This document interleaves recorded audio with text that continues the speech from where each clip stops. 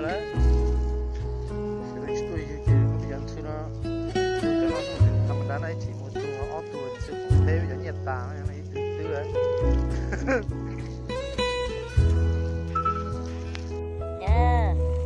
ตัวสร้างนี่นะมาหดน้ำก็เริ่มกับคืนมีใบไม้โป่งมาแล้ว